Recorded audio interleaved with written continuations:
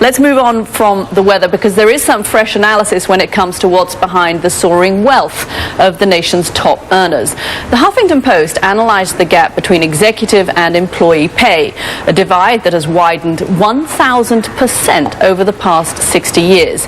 The article notes how corporate pay is approved by the directors of the boards, many of whom are executives themselves at other companies, and therefore have a vested interest in seeing higher paydays. And check out these graphs from The Atlantic.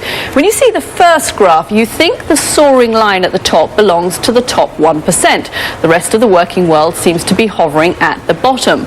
But when you reveal the key, the line at the top actually belongs to the top 0.01%, whose salaries are in the $30 million range. Below that is the 0.1%, followed by the actual 1%, who are staying fairly consistent. Joe, I saw these graphs yesterday when I was coming up on the train.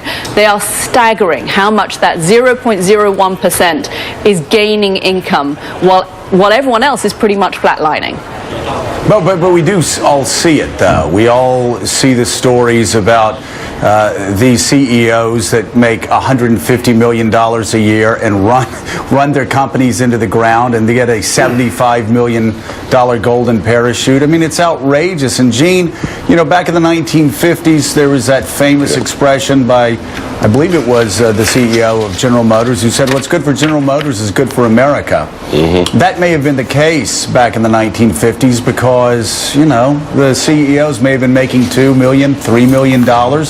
Yeah. But now you got to say what's good for GM workers is good for America, because, as Caddy said, the top 0.01% is taking home so much higher percentage of the profits, and it's skewing everything, isn't it?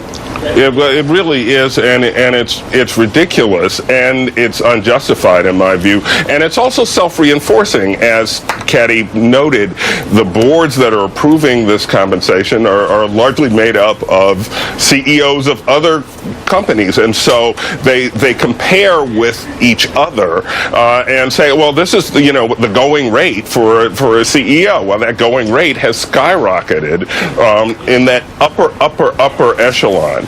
And it should be noted that there are CEOs of some major companies that don't play this game and that make a lot of money, but that aren't frankly so greedy. But unfortunately, too many are, and you want to fuel this discussion about inequality. Keep paying yourself $60 million a year. And the problem, Howard Dean, is we're seeing a bigger disconnect not only by the wealthiest, and Caddy, these are striking numbers, between the top 0.01% and the 99.9% of the rest of America. And you start to realize just how skewed this recovery is, because so much is going to the very top. And it's not just the income inequality that the 0.01% are driving. Now we find out that like 40% of consumption in America is driven by the top 1%. I mean, my God, this is an economy that is in desperate need of democratization.